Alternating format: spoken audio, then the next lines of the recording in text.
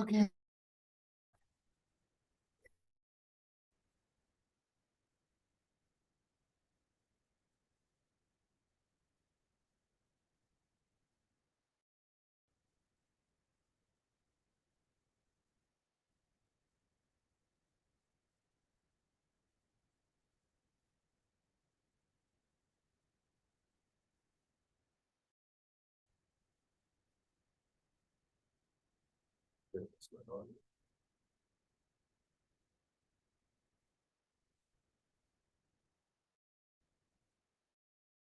Should be full screen on.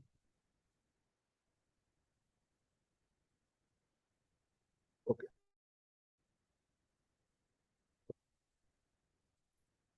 So it's Miss Miller alone that's here. All right, so let's begin.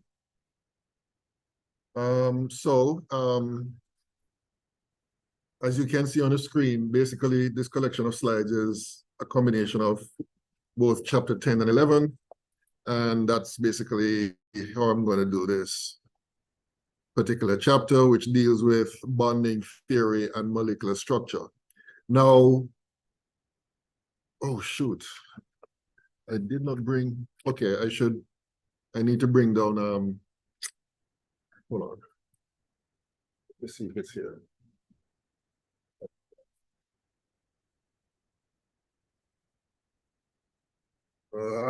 Okay, I need to go back upstairs. Okay, so let's talk about the theory behind bonding and molecular structure. And in fact, what we'll be doing first is paying attention to molecular geometry. In other words, the three-dimensional shapes of molecules, all right? And what you're looking at here are just three examples of simple molecules and their actual shapes, right?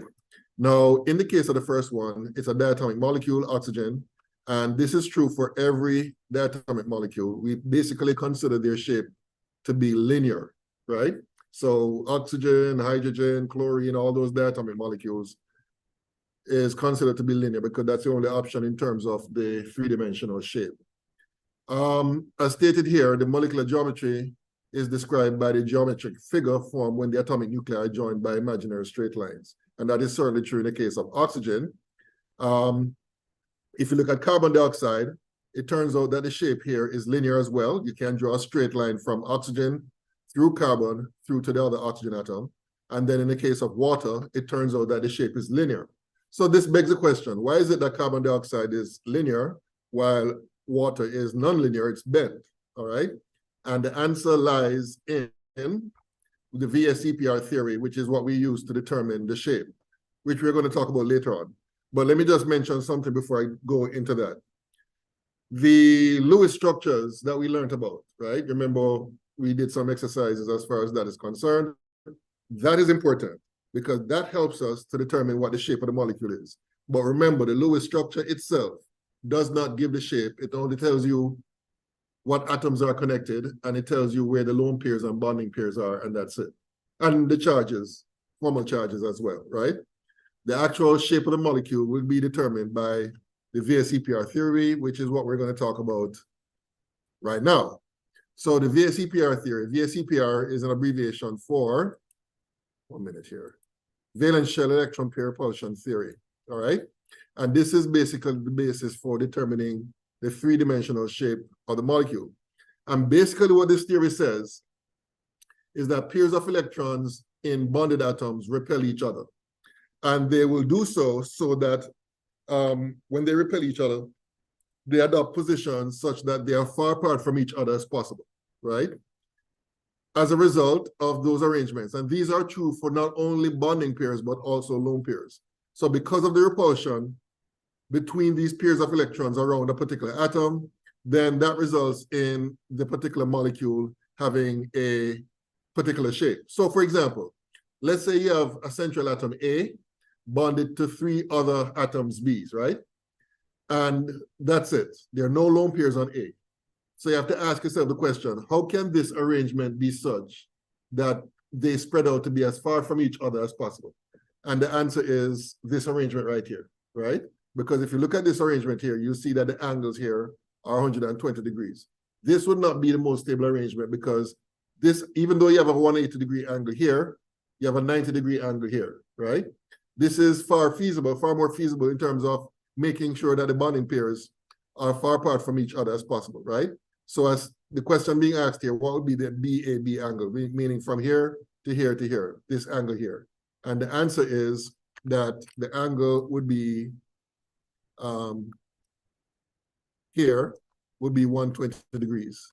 Same is true here, 120 degrees. Same is true here, 120 degrees, all right? So that's basically the arrangement if you have a central atom and that central atom has 3 pairs of bonding electrons around it. The shape of the resulting molecule would be 120 degrees, all right? We're going to look at some more examples shortly, but before we do that, we have to define some terms, right? So this term here, electron group, is basically a collection of valence electrons that are localized in a region around a central atom. So the electron group can be, for example, an unshared pair of valence electrons, a lone pair of electrons, or it can be a bond. And it doesn't matter if the bond is a single, double, or a triple bond, right? That itself is considered to be an electron group.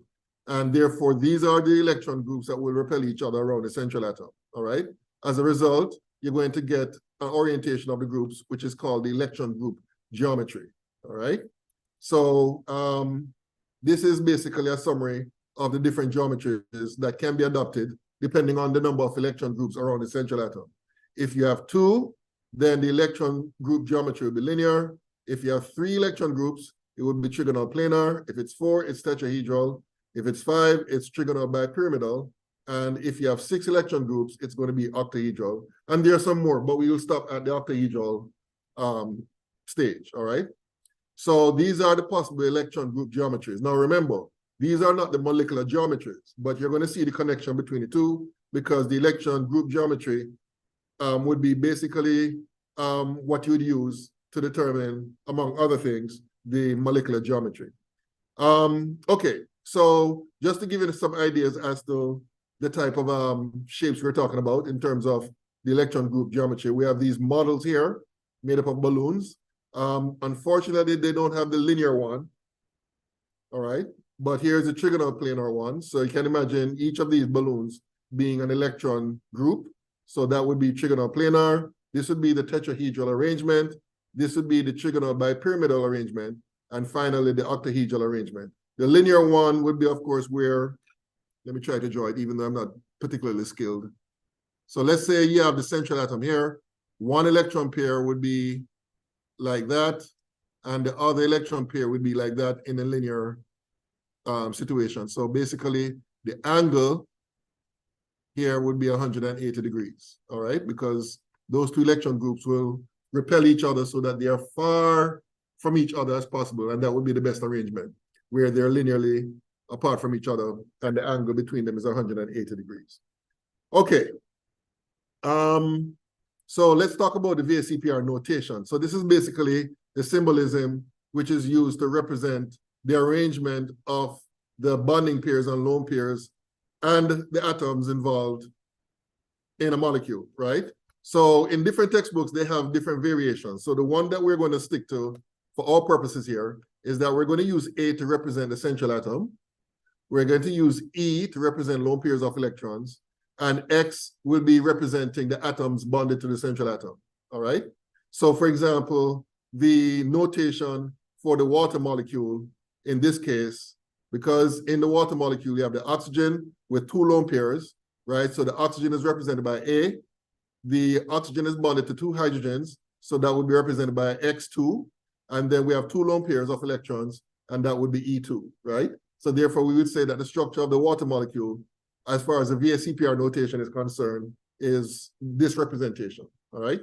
So that will become important too when it comes to basically trying to understand how the shapes are adopted by molecules based on the Lewis structure, right? Now, it says here, for structures with no lone pairs of electrons on a central atom, in other words, you have A bonded to other atoms, but there are no lone pairs, the molecular geometry will be the exact same as the electron group geometry, all right? However, when you have lone pairs of electrons on the central atom, then the molecular geometry will be derived from, not the same, but will be derived from the electron group geometry. In either case, the electron group geometry is the tool, we use to obtain molecular geometry, all right? So basically what we're saying here is that in order for you to determine the shape of the molecule, you first have to get the Lewis structure, which we know how to do already. Then based on the Lewis structure, you determine the electron group geometry. And then based on that, you can determine the molecular geometry. So it's kind of like a stepwise process to get to what you really want, which would be the molecular shape. Okay, so what I'm going to do here, the next couple of slides have some summary of examples and the different shapes based on the VSEPR notation. But I think I have a better tool to help you to follow what's going on here. So let me get out of this here and go to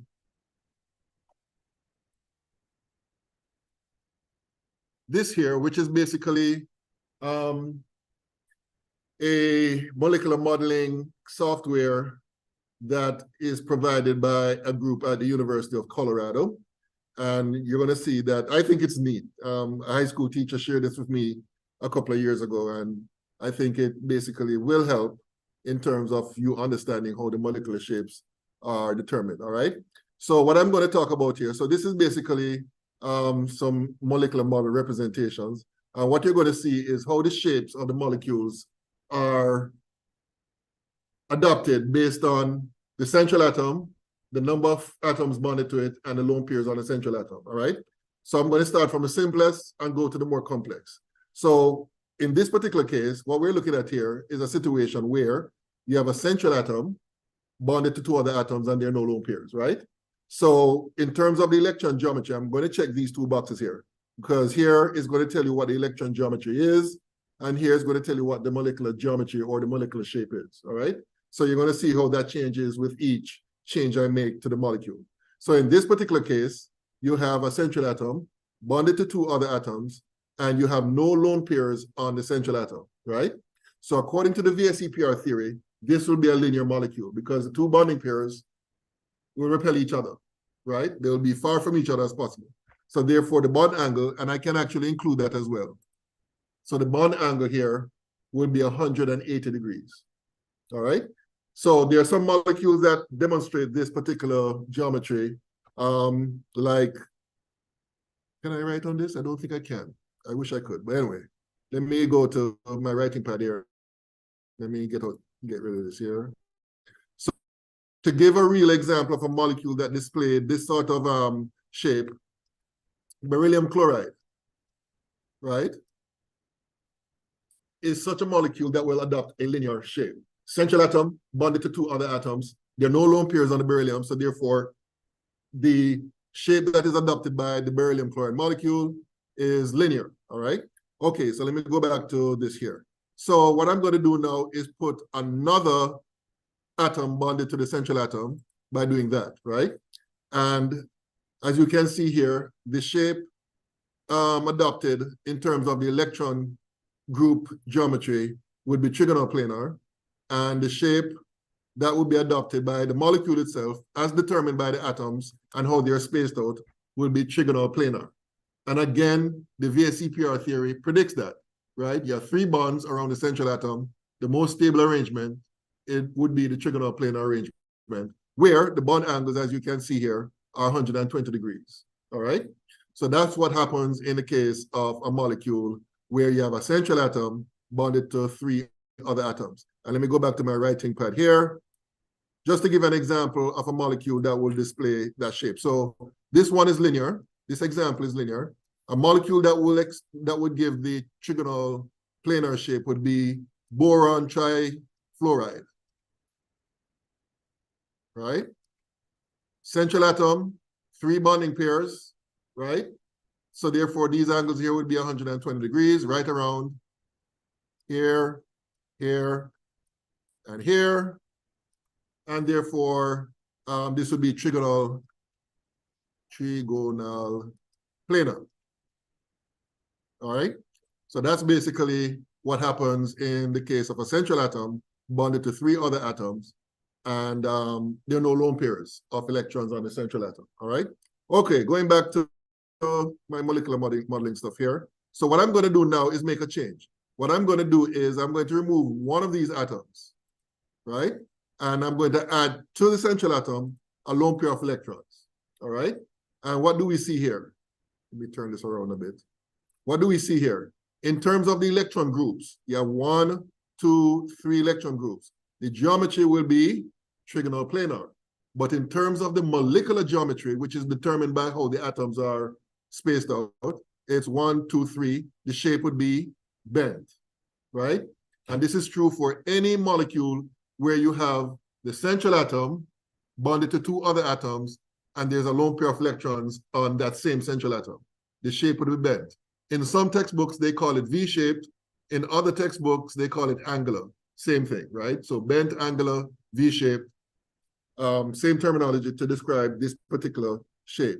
Now, I'm trying to think of an example of a molecule that displays this. And I can't think of one right now. Let me see.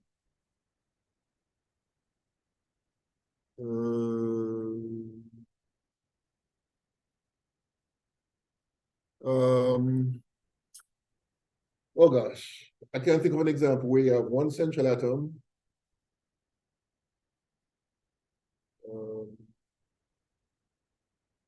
Well, I'll just make up one. I'm trying to think of a real example, but one would be where you have boron, and this is kind of derivative of this, having a lone pair here, and then you have 2 fluorines here. Now this, I'll be honest with you, I've never seen this molecule before, and I think, if I'm not mistaken, there'll be a charge here on the boron atom. In any case, if this molecule were to exist, this would be the shape, V-shape, right? And the bond angle here would be approximately 120 degrees. Now, in the model, let me go back to the model here, they would actually give you the bond angle being 120 degrees. In reality, it won't be 120, all right? But what I've noticed in textbooks is that they just leave it as 120. It would be actually less. And the reason why, just so that you know, the lone pair of electrons here will have a greater repulsive effect on the bonding pairs. So what they will do is push the bonding pairs closer to each other. So therefore, the bond angle would be actually less than 120 degrees, right? But for most intents and purposes, I've noticed in textbooks, they just basically leave it as approximately 120 degrees, right? So in terms of the molecular geometry, as we said before, it's trigonal planar, but in terms of the shape of the molecule, as determined by how the atoms are arranged, 3-dimensionally, the shape of the molecule is considered to be bent, all right? Okay, so the next one I'm going to do is I'm going to remove a lone pair. I'm going to put 2 bonding pairs with 2 other atoms, and let's start with that. So let's look at this molecule here. Now, in this particular case, the shape of the molecule is tetrahedral, right? And as you can see here, the bond angle here is 109.5 degrees Celsius. And again, that is based on the VSEPR theory. That is the most stable arrangement that you can have in that situation, where you have a central atom bonded to 4 other atoms, right? So I can actually come up with an example of this. Let me just clear this here. An example of this would be carbon tetrachloride. Oh, sorry. Would be CCl. And I'm going to say something about this special way of drawing this molecule here. Cl and then Cl, right? So basically, and I don't know if you guys will be doing organic chemistry in your future, but basically we have this kind of representation to show the 3-dimensional arrangement. So basically, just to describe what is happening here, we have the carbon here, we have these 2 chlorines within the same plane. This represents a bond between this carbon and this chlorine that is sticking out. And then this represents the shaded line here, which I've done a poor job of, represent a bond that is sticking behind the plane, right? This is something, if you're going to do organic chemistry, you're going to see a lot of, because a lot of chemical reactions in organic chemistry is based on the tetrahedral arrangement of 4 bonds around the carbon atom, right? So that's basically a way of representing that shape in a three-dimensional way, or the three-dimensional shape on a plain piece of paper. But of course, we have the molecular model representation here, which shows you in 3 dimensions. You can play around with this and move this around so you get a feel for what the molecule actually looks like in 3 dimensions, right? So this is basically the geometry for any molecule where the central atom is bonded to 4 other atoms, right? And the molecular geometry is the same as the electron geometry in this particular case, all right? So what I'm going to do next is I'm going to remove one of these bonds and replace it with a lone pair. And what do we notice here? Let me try to arrange it, spin it around a bit. Okay. So basically, in terms of the electron group geometry, 1, 2, 3, 4, the arrangement is tetrahedral. But in terms of the actual shape of the molecule, the shape would be trigonal pyramidal, right? That's the official term that is used to describe this kind of shape, all right? Again, as I said before, in most textbooks, you're going to see the bond angle being 109.5 for this shape, but again, it's actually less for the same reason I mentioned before. The lone pairs have a greater repulsive effect on the bonding pairs, right? So that's the shape of a molecule in that situation. And one example of this would be ammonia. Ammonia basically is like this, using the same designation for these bonds, right? So, by the way, this is the tetrahedral example. And this is the pyramidal, trigonal pyramidal example, ammonia. Trigonal. Some textbooks, they just leave it as pyramidal. So you won't be penalized by me if you just say pyramidal. Okay, so that's a pyramidal. In fact, you know something, come to think of it, you should still keep the trigonal pyramidal, because there's one later on which is square pyramidal, so you have to make that distinction. So you know, in answering questions, if you think the shape of the molecule that you're working with is trigonal pyramidal, include the trigonal pyramidal to make the distinction between that and square pyramidal. Okay, so let me go back to the model. And then what I'm going to do now is remove another bond with an atom and add another lone pair to replace it. And what do we notice here? Again, in terms of the electron group geometry, 1, 2, 3, 4, it's tetrahedral. But in terms of the shape, it's bent, right? Remember, the shape is determined by the atoms, okay? So the shape is bent and the angle is 109.5, all right? Please know the difference between this and the other bent that we saw earlier, right? The other bent shape that we had, where we had the central atom, 2 bonding pairs and 1 lone pair, the bond angle in that case is 120 degrees. But in this particular case, the bond angle is equal to 109.5 degrees, all right? So that's basically what happens in a molecule where you have a central atom, 2 lone pairs, and 2 bonding pairs. A good example of this is water. So let me do that here. In the case of water, it's OHH, and you have 2 lone pairs on the oxygen. The shape of this molecule is going to be bent, and the bond angle is going to be approximately 109.5 degrees. All right? So that's basically the shape of molecules where you have a central atom with 2 bonding pairs and 2 lone pairs. Okay, going back to the model, what I'm going to do now is remove the lone pairs, and now we're going to move on to a situation where the central atom will be bonded to 5 atoms. All right? And the name given to the shape as a result of that, we call it trigonal bipyramidal, right?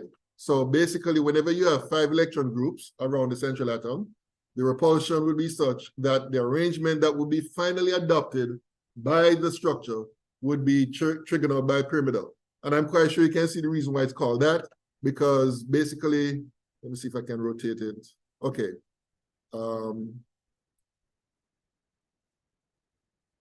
Maybe this is the best way to show. Okay, so basically there's one pyramid here, as described by, if you imagine drawing a line 1, 2, 3, 4, you have a top pyramid, and then down here you have a similar pyramid. So basically it's two pyramids sharing the same face. All right. So this is the shape that will be adopted by, okay, what molecule would adopt this shape? Okay, phosphorus pentachloride, if I'm not mistaken. Let me see here. Yes, I think phosphorus pentachloride will be a good example of a molecule. So basically it will be phosphorus in the middle, and then you have Cl, Cl, and then you have Cl, Cl, Cl, right? So this is the trigonal bipyramidal.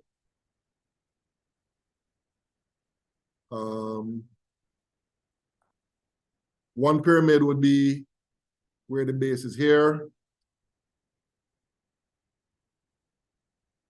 And then the other pyramid would be down here. All right. So that's basically the trigonal bipyramidal shape that would be adopted by molecules such as phosphorus pentachloride, where you have the central atom bonded to 5 other atoms. Okay, so what I'm going to do now is remove one of the atoms with the bonding pair and replace it with a lone pair. And what do we end up with here? We end up with this shape, which the electron geometry will still be the same, trigonal bipyramidal, but the actual shape determined by the molecule, let's see if I can show you, or let me turn this, let's see here. It's called the seesaw, or in some textbook, they call it the sawhorse molecular geometry, all right? So you can see it looks like a seesaw, you know, where you can have, if you imagine a child standing or sitting here and a child sitting here, and it goes back and forth, whatever.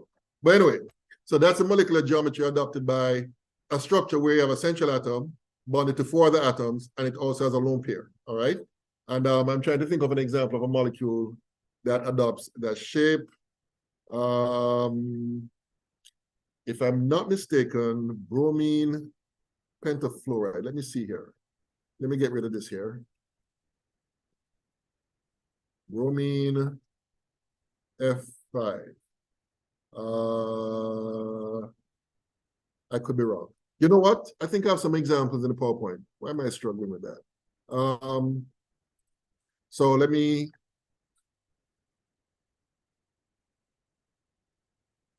hold on.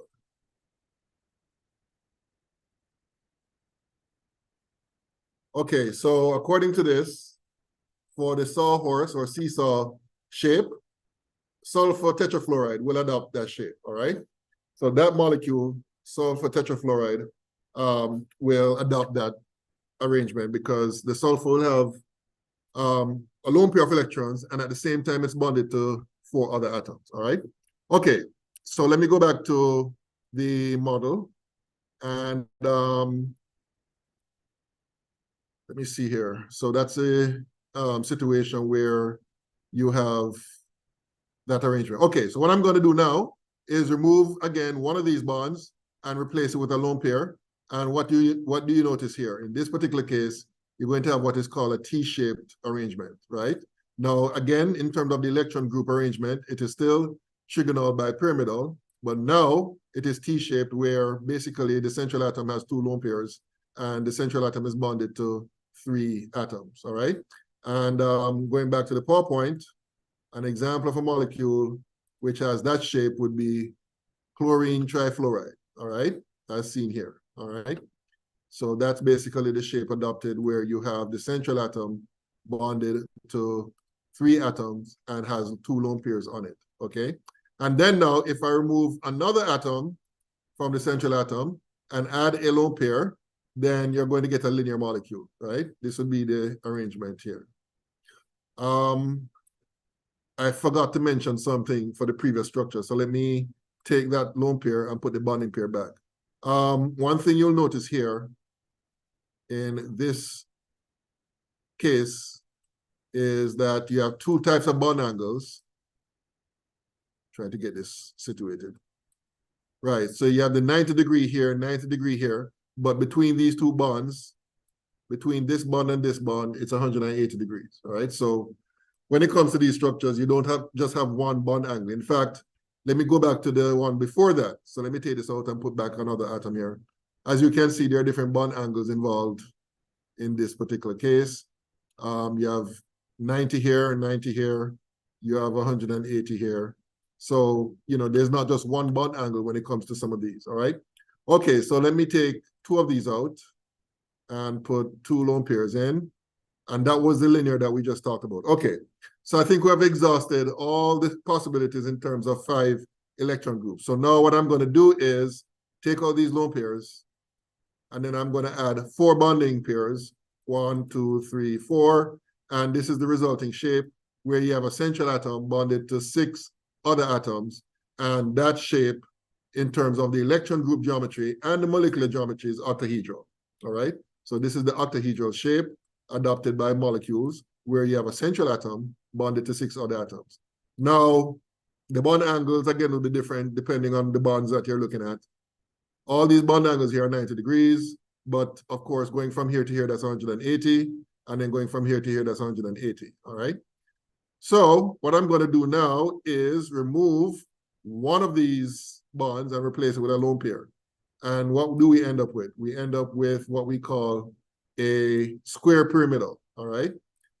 The electron group geometry is still octahedral, but this is now square pyramidal. And an example of a molecule that will display that shape, sorry, PowerPoint, that's what I'm looking for. An example of a molecule that will display that shape, whoops, will be bromine pentafluoride, which I mentioned before in relation to another shape, but that wouldn't be correct. This is the actual shape, right? Where it is square pyramidal, all right? For a molecule such as bromine pentafluoride, where you have the central atom bonded to 5 other atoms, and you have a lone pair of electrons on the central atom. Okay, and then now, going back to the model, what I'm going to do is remove one of these bonds and replace it with a lone pair. And what do we end up with? We end up with what we call a square planar shape, all right? Again, the electron geometry is still the same, but the shape is square planar, where all these angles here are 90 degrees, all right? And just to go back to the PowerPoint to see an example of a molecule that has that shape, and that would be xenon tetrafluoride, right? Yes, ma'am. The PowerPoint, I thought I posted it, but if not, I'm going to do that, yeah. Because the PowerPoint basically gives the same thing I'm describing here, and it gives it in a systematic way. So yes, I will include the PowerPoint. Okay. And I think that's our limit as far as the different possibilities of shapes are concerned, all right? So what I'm going to do too is that I'm going to post a link to what I just showed you, the molecular model simulation that I was just showing you. Now, I remember when I first got this, the site required that we make a contribution. I don't think they specified how much in order for you to have access to this. So I think if you just basically pay them like $1 or something like that, you can have access to it and you can play with it, all right? But I think this is a very good thing to play around with so that you get a feel for the different shapes adopted by the molecules based on the number of lone pairs and bonding pairs around the central atom. Okay, any questions concerning the shapes, the molecular shapes of molecules? Any questions? Let me go back to, by the way, let me see who is on. Okay, Miss Bartram has joined us. All right, so I hope you have been following Miss Bartram. If you have any questions, feel free to ask, all right? Okay, now let me go back to the PowerPoint here. And let's look at this question. So the question, this example says, use the VSEPR method to predict the shape of the nitrate ion. So the first thing you'd have to do is you would have to determine the Lewis structure for the nitrate ion, all right? So let's see if you remember how we go about doing that. What would be the first step? Please feel free to look back on your notes. You did several examples of this. Let me go to black ink here. I prefer black ink. What would be the first step in this process?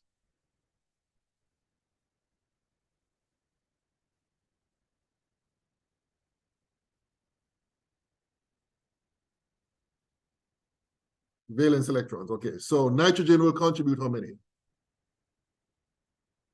5. Oxygen will contribute how many? 6, but we have to multiply by 3, right? So that's a total of 18. And then we have to take into account the negative charge. So how many electrons would we have to add in order to take that into account? 1, exactly. So we add 1 electron. So that gives a total of 24 electrons, which will be equal to 12 pairs, right? We put the nitrogen in the middle and surrounded by the oxygens. Remember, when it comes to the Lewis structures, we're not concerned with the shape, right? So it doesn't matter how you place the oxygens around the nitrogen atom. Okay, so what's the next step? Bonding pairs. So of the 12 pairs, you're going to have 1, 2, 3 bonding pairs. What next?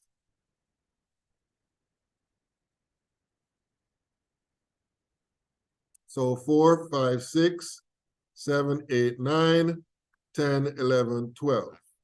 All right, what next?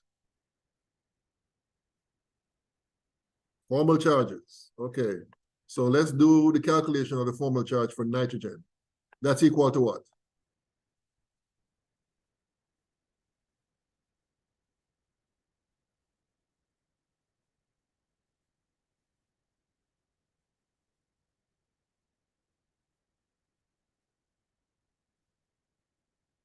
Hmm?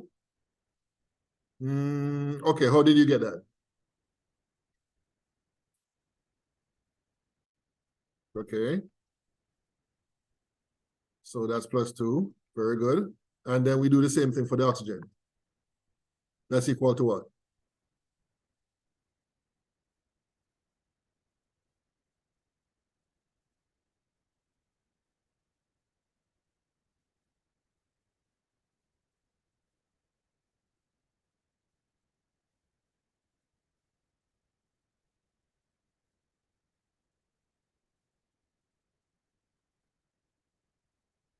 -1.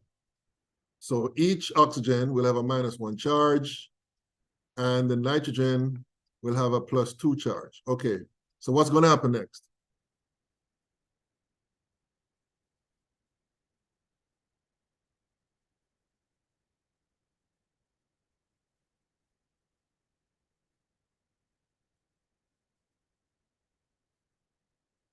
Nope.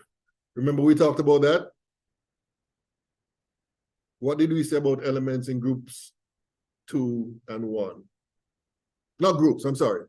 Periods 2 and 1, as opposed to the other periods when it comes to what happened at this stage.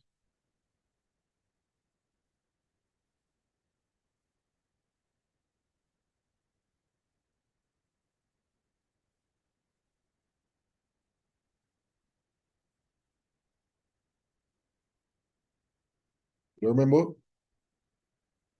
Remember we said that elements in period 3, 4, 5, all those below, can have more than 8 electrons on their outer shell. But elements in periods 2 and above, 2 and 1, cannot have more than 8 electrons on their outer shell. So it would be incorrect if you were to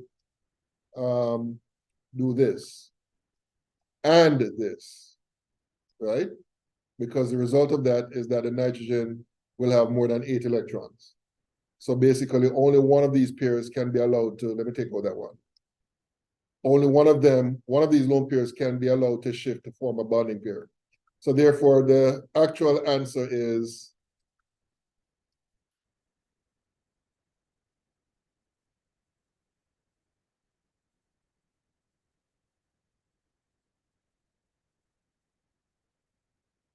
and you're still going to have a plus charge on the nitrogen. So that would be the Lewis structure, right? Now, based on the Lewis structure, what do you think the shape of the molecule is going to be, right? You have a central atom, which is the nitrogen here, and it's simultaneously bonded to 3 oxygen atoms. And no lone pairs, by the way. No lone pairs are present on the nitrogen. So what do you think the shape of the molecule is? Trigonal planar, exactly. So that's basically the process that you have to go through in order to determine the shape of the molecule. You have to first find the Lewis structure, and then you look at the Lewis structure, you look at the number of bonding pairs, you look at the number of lone pairs on the central atom, and then based on what we discussed earlier, you make the prediction. And you could be asked also, what would be the bond angle? So what do you think the bond angle is? 120. So I'm just going to write that here. Bond angle, because you could be asked that as well. Angle is equal to 120 degrees. All right. So that's it. That's how you would answer a question like that. All right. Okay. Any questions about this example? Any questions? Any questions?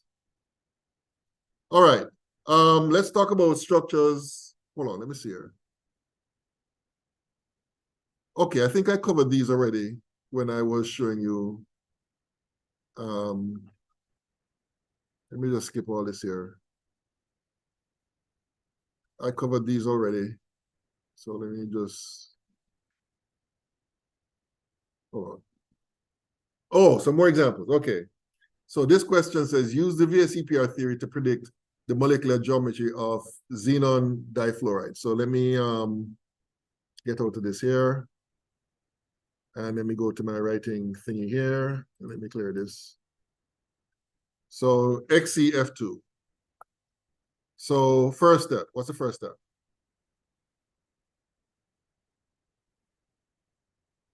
So xenon will provide how many electrons? 8. And fluorine will provide how many? 14. 7 times 2, 14. So this will give a grand total of 22 electrons, which will be equal to 11 pairs. And then you put the xenon in the middle. Whoops. Let me erase this here. You put the xenon in the middle, surrounded with the fluorines. And then what?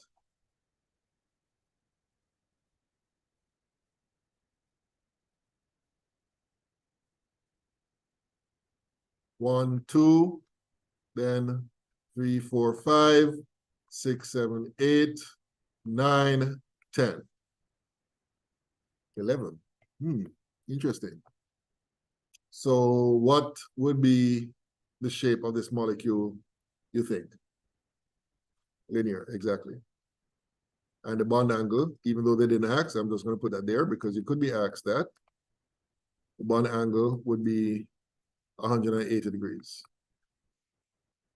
All right. Okay, let me see what the next question is asking.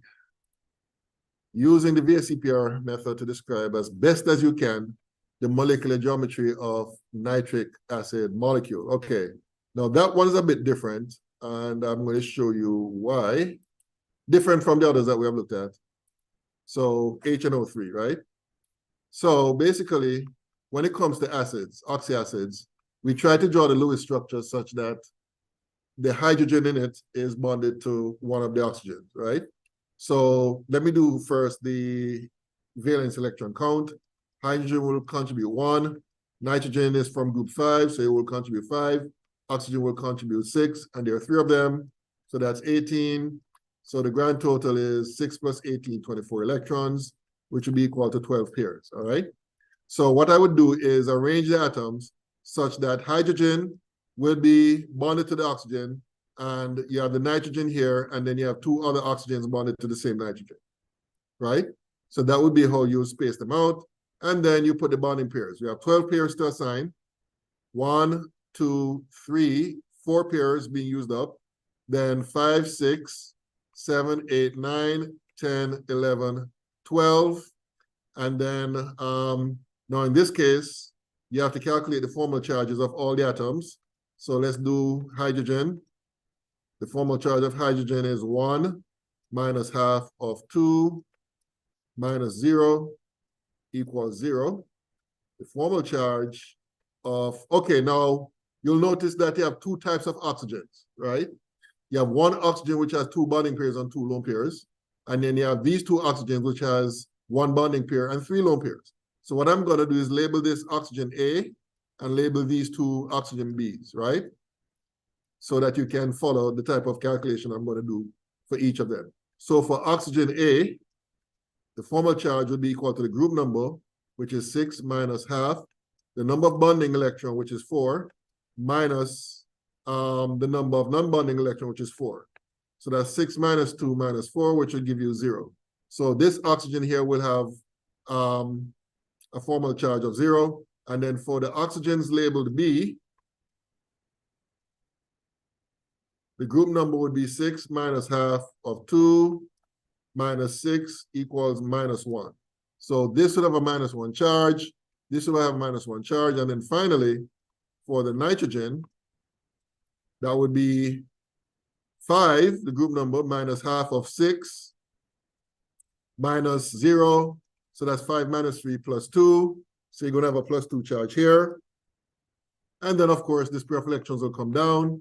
And you're going to end up with H, O, N, double bond O, 2 lone pairs, and then single bond O, 3 lone pairs with a negative charge and a plus charge here.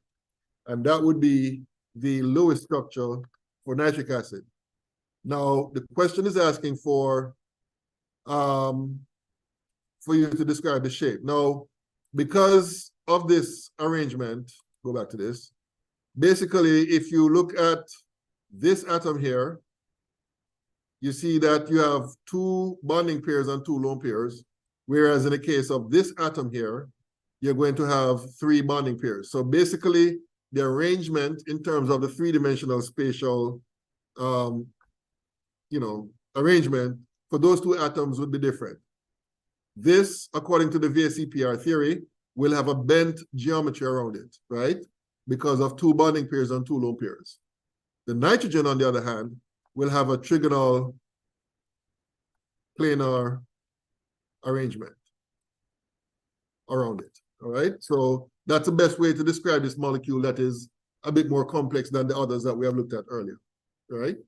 And that is basically how we would answer that question. Okay, any question about what we just did? Any question? Yes, ma'am. Well, because it's an acid. In oxyacids, you always have hydrogens bonded to oxygens, all right? Now, you can have hydrogen bonded to nitrogen, but in that case, it would not be an oxyacid, right? So when it comes to oxyacids like nitric acid, nitrous acid, sulfuric acid, phosphoric acid, phosphorus acids, all those acids, you must have at least, at the very least, a hydrogen atom bonded to an oxygen, all right? Okay, going back to the PowerPoint, let's see what's next.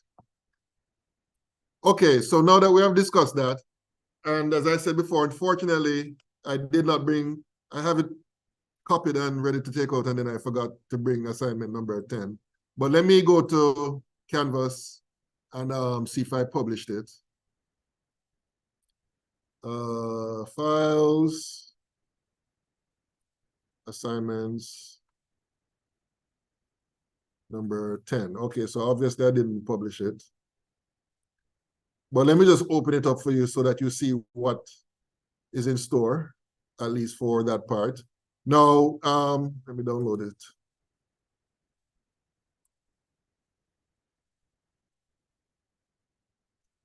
Okay, so basically, you won't be able to complete all of the first question because they're asking for some other things that we're about to get into. But at least you guys should be able to do the geometry part, right? So basically for each of these, you go through the same process as we did it before. You find the Lewis structure, and then based on the Lewis structure, you determine what the geometry is based on bonding pairs and lone pairs and all that good stuff, all right? So that just gives you an idea as to what you'll be doing. You won't be able to do this quite yet, so let us move on to discussing polarity of molecules. Okay, and when it comes to polar bonds, we talked about polar bonds in a previous chapter. We talked about the fact that the bonds are polar if there's a separation of charge. One atom of the bond will have to be more electronegative than the other atom. Remember, the one that's more electronegative will have a greater pull on the shared electrons, and therefore, as a result, you have the separation of charge, right? So we can use the term polarity to describe such a bond, but we can also use polarity to talk about molecules, which is very important when it comes to certain properties displayed by substances. So basically, a molecule with separate centers of positive and negative charge is said to be a polar molecule. And we can actually measure the polarity of the molecule by what is called a dipole moment, right? A dipole moment is basically the product of the charges separated by the molecule or separated within the molecule times the distance of the separation between the centers of positive and negative charge, right? And the unit of polarity or of dipole moment is called the Debye unit, all right? And in terms of the relationship between the Debye unit and the metric units, 1 Debye is equal to 3.34 times 10 to the minus 30 Coulomb meters. Now, let me just say that you won't be involved in any calculation of Debye values for dipole moments. What you'll be learning here is basically being able to predict whether or not a molecule is polar or non-polar based on the molecular shape. So that's basically what we're going to get into. So what we'll be dealing with would be more descriptive than quantitative. You won't be doing any calculations as far as this is concerned. Okay, so next slide.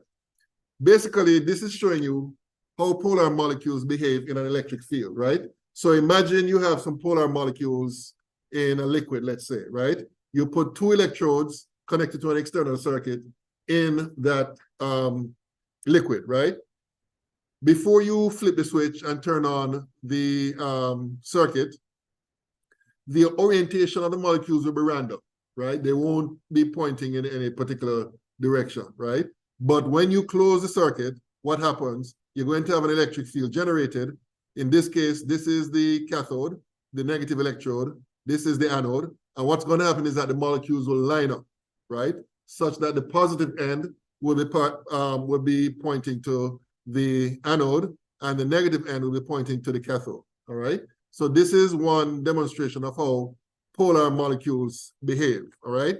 And this is actually the basis behind the technology when it comes to calculators with LCD screens, right? Basically, it's of course very more complicated, but basically what is built into the screens is basically an electric field which allows the liquid to align in a certain way so that you see an image coming up on your calculator screen, all right? So I just thought I should mention that. Okay, so let's talk about in more detail polarity of molecules.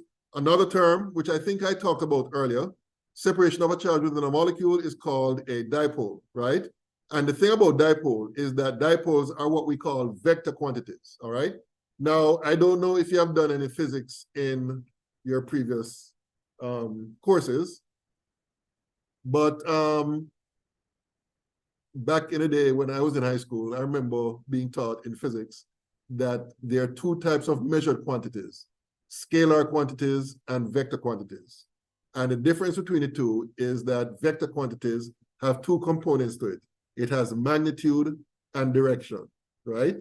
And I remember some examples are like forces, velocity, and some others. It's been a while. And then you have scalar quantities. Scalar quantities have only magnitude but no directional properties, all right?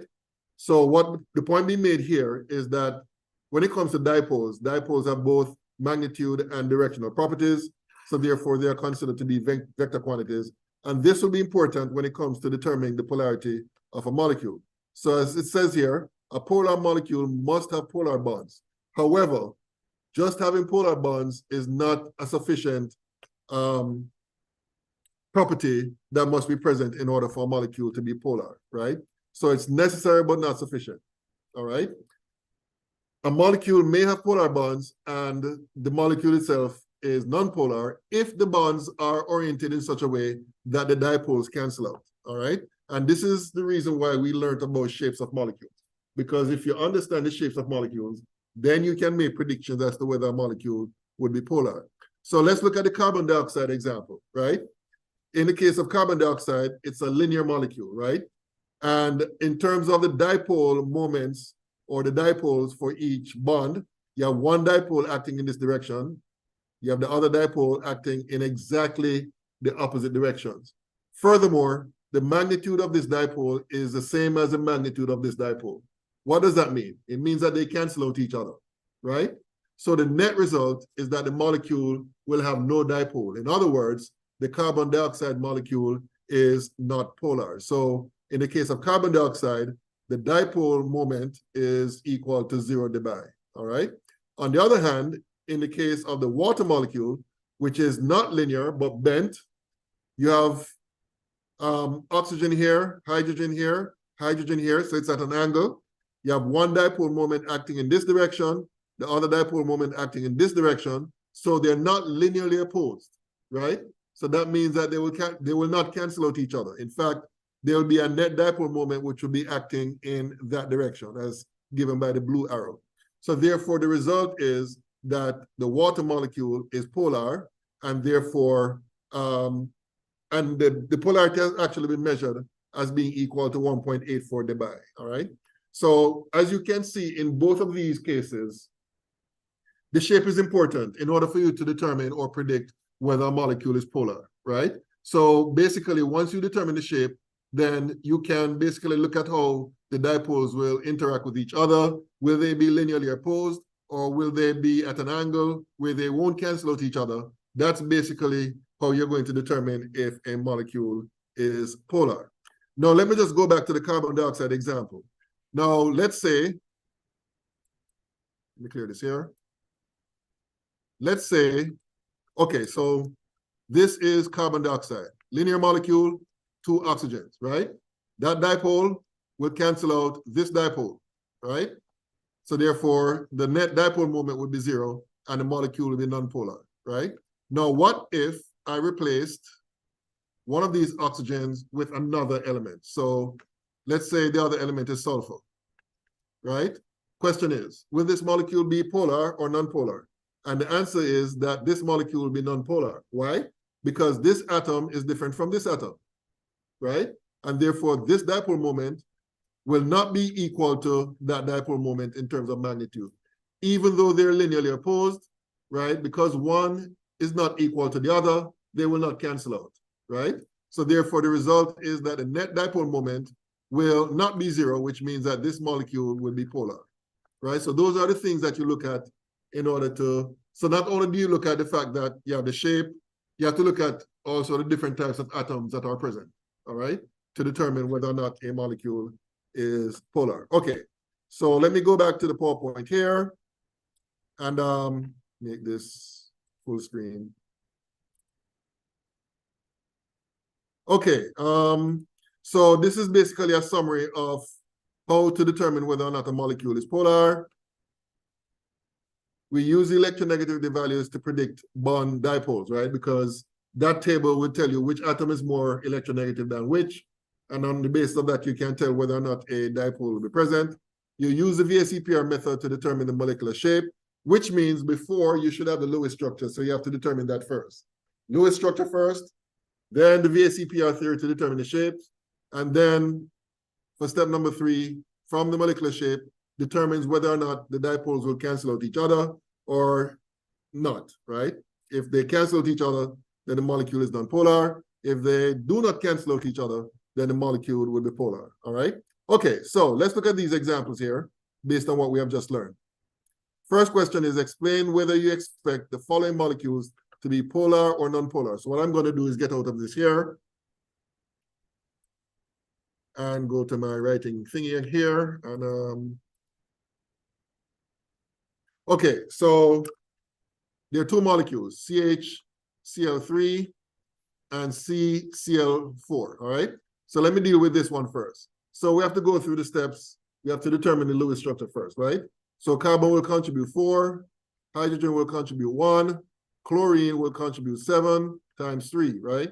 So when we add this up, that's 21 plus 122, so that's 26 electrons, which will be equal to 13 pairs, right?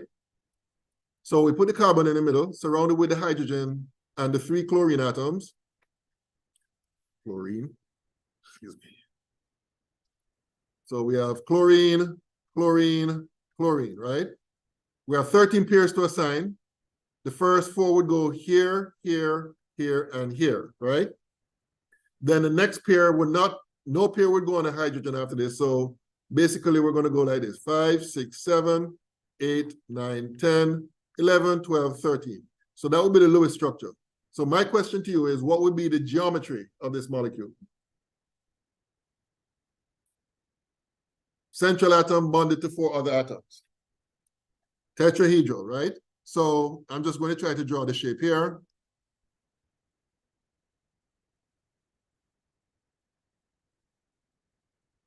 Right? So basically, now you have to determine whether or not the molecule is polar. So you have to go to the tables, right, with the electronegativity values, right? And if I remember correctly, carbon is 2.5. Hydrogen is 2.1, if I remember correctly, right? And chlorine is what? 3.0, all right? So what does that tell us? It tells us that you're going to have a dipole here. You're going to have a dipole here.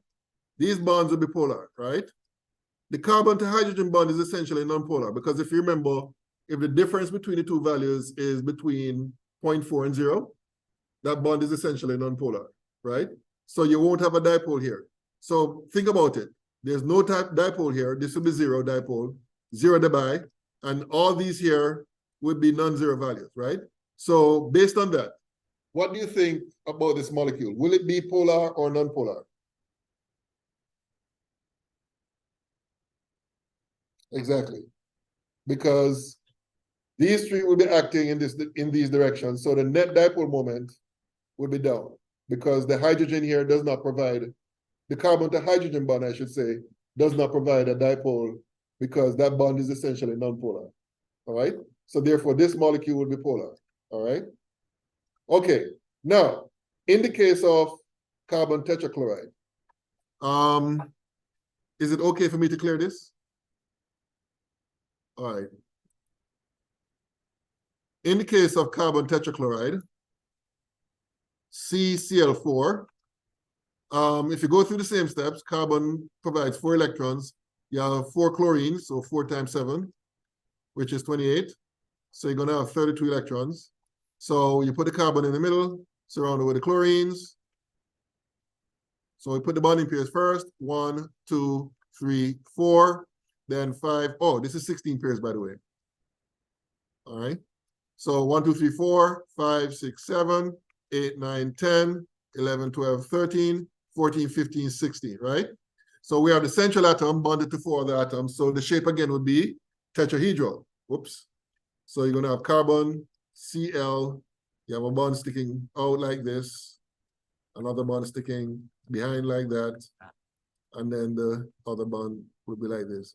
So now we have a dipole moment here, a dipole moment here, a dipole moment here, dipole moment here. So what do you think would be the net result, the net dipole moment?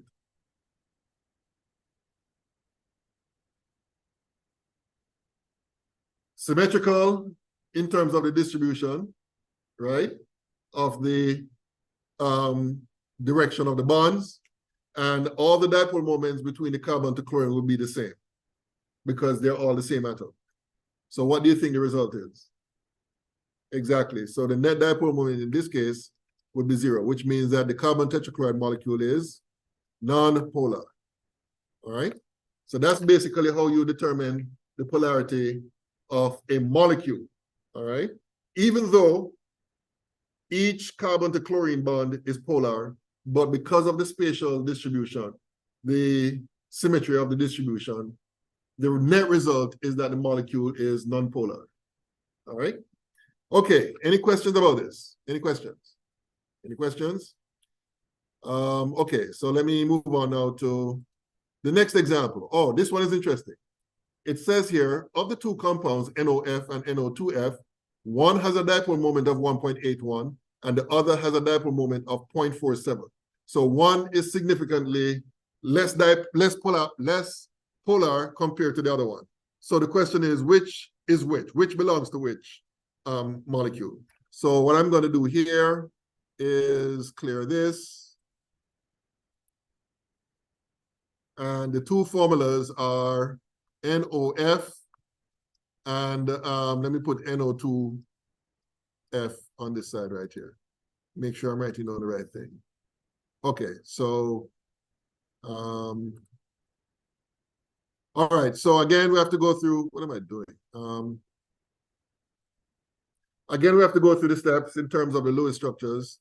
So let's do that for NOF. Nitrogen will contribute how many electrons? 5. Oxygen will contribute how many? 6. And fluorine will contribute how many? Okay, so when we add that up, that's 5 plus 6, 11 plus 7, 18 electrons equal to 9 pairs.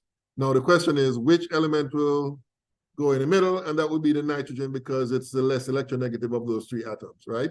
So we put the nitrogen in the middle. We put oxygen over here, fluorine over here. We put the bonding pairs, 1, 2, then 3, 4, 5, 6, 7, 8, 9. We do the formal charge thing. So in the case of oxygen, that's 6 minus half of 2, minus 6 equals minus 1. And in the case of nitrogen, that would be 5 minus half of 4 minus 2. What does that give? 5 minus 2, that's 3 minus 2, that's plus 1. All right. And then in the case of fluorine, the formal charge of fluorine is 7 minus half of 2 minus 6 equals 0. So basically, oxygen has a minus 1 charge, fluorine has no charge, and nitrogen has a plus 1 charge. So what's going to happen from here?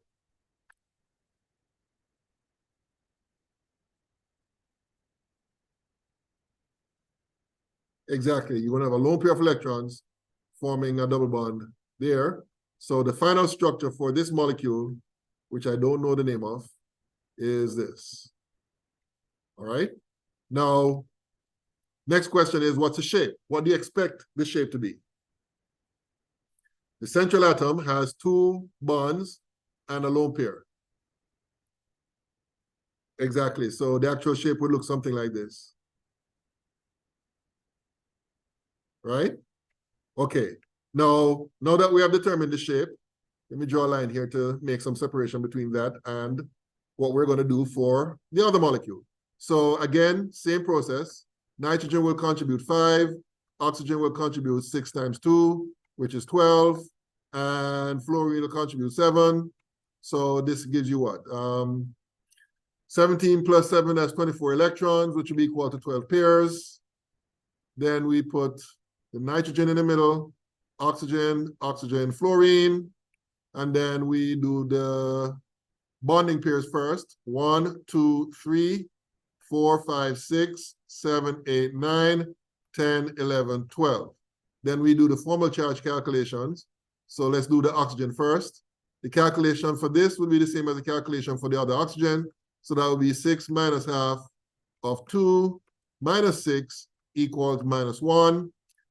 We do the same for the fluorine. That would be 7 minus half of 2 minus 6 equals 0. And then in the case of nitrogen, it will be 5 minus half of 246 minus 0. So that's 5 minus 3, that's plus 2, right? So basically each oxygen will have a minus 1 charge, and the nitrogen here will have a plus 2 charge, right? So what do you think is going to happen from here? We draw an arrow here. What's going to happen here?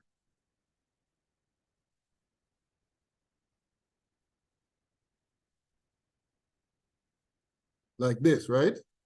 So you're going to end up with O, double bond, N, O minus, plus charge on the nitrogen, and then the fluorine. So the next question now is, what would you expect the shape of this molecule to be?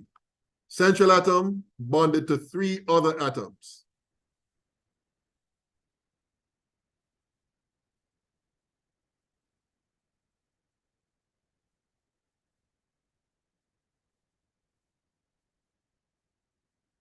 trigonal planar. So let me try to recreate that shape here. So you're going to have the fluorine here. You're going to have this oxygen like this, minus charge, and then double bond O and 2 lone pairs here. So that would be the shape, right? So let's focus on comparing this to this. Of these two, which would you expect to be more polar? Because remember, the question gave you two values, right? The question is asking you which value would be assigned to which structure, basically, right? So I want you to look at these two shapes. In fact, let me just help you out here. In the case of this bond, you're going to have a dipole moment acting in this direction because oxygen is more electronegative than nitrogen. Same thing is true going in this direction here, right? You're going to have this dipole acting in that direction, this dipole acting in that direction, and that dipole acting in that direction, all right? So let's compare those two. Which would you expect to be greater in terms of polarity of the molecule?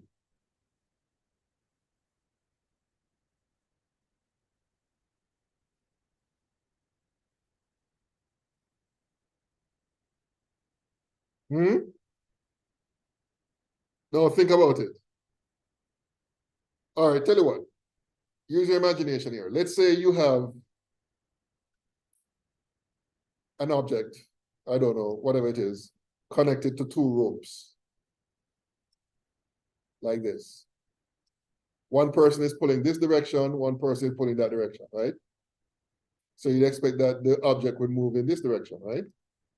Now over here, you have same object, but now you have three persons pulling in the directions, and they don't have to be pulling in this with equal force, right? So what do you think is going to happen in this case in terms of the net movement? It won't move as fast as in this case here. In this case, you have two persons, one going this way, one going this way. That means the net movement will be in that direction. In this case, there's a third person pulling this way, one person pulling this way, one person pulling this way. It's more likely to have a canceling effect, in other words, right? So basically what will happen, if you apply that to the directional properties of the dipole moments, you see that this should have a less polar, this should be less polar, and this would be more polar.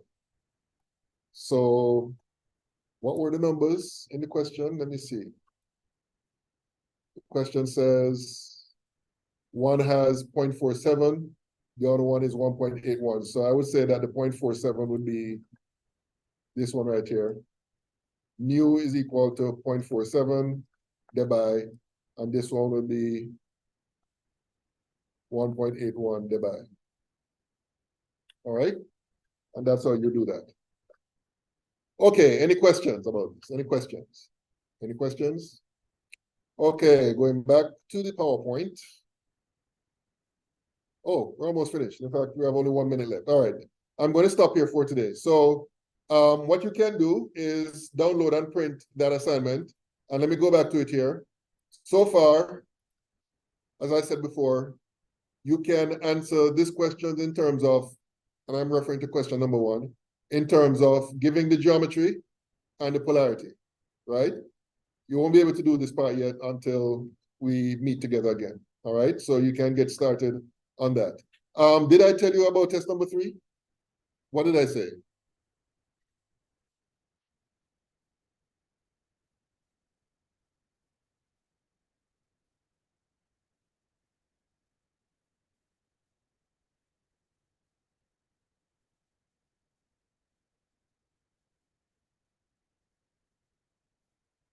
Well, if I said that, I'm going to change and give it to you guys after the break.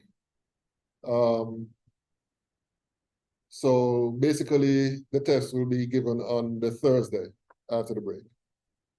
And I don't know if I told you what the test will be based on, but just in case I haven't, it's going to be based on chapters 6, 7, and 8, which I have not. Hold on, did I grade it? Let me see here. Oh, you know what? I should actually get out of this because I'll be revealing everybody's score. That would be illegal. You know, you guys can sue me for that, right? No, seriously. Okay. I haven't graded assignment 8 yet. No, seriously, you can sue me under the what do you call it? Oh, FERPA, that's the name of the law. Federal something something other family something something. Not supposed to make your grades public. All right, so that's it, folks. I'm going to work on assignment number 8 and grade it and get it back to you so that you can have it to review. All right. Any questions, or if not, that's pretty much it for today. All right. So take care, and I'll see you guys on Tuesday of next week. All right. So let me.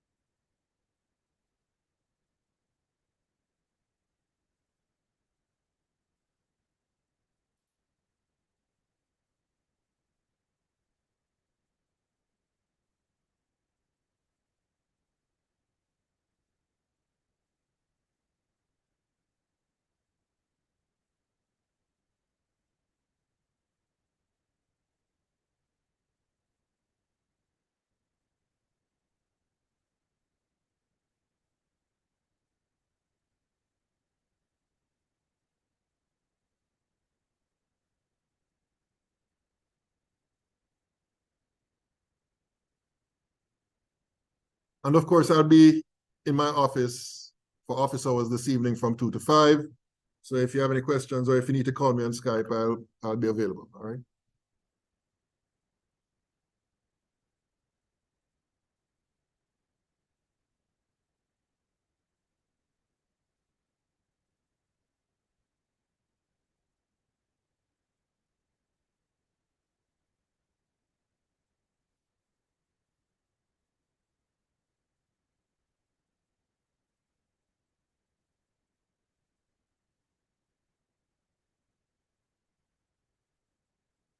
Yes, ma'am.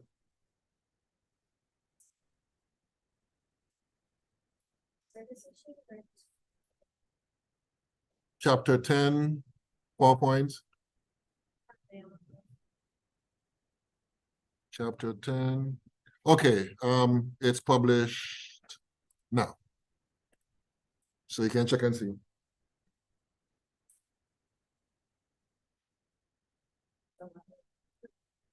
Yeah, I don't know. What if you don't mind, what service you use? Oh, really? I thought my cheap old Metro PCS is the problem, but I guess. Yeah, don't hear especially. Yeah. What's up? Oh, no. No.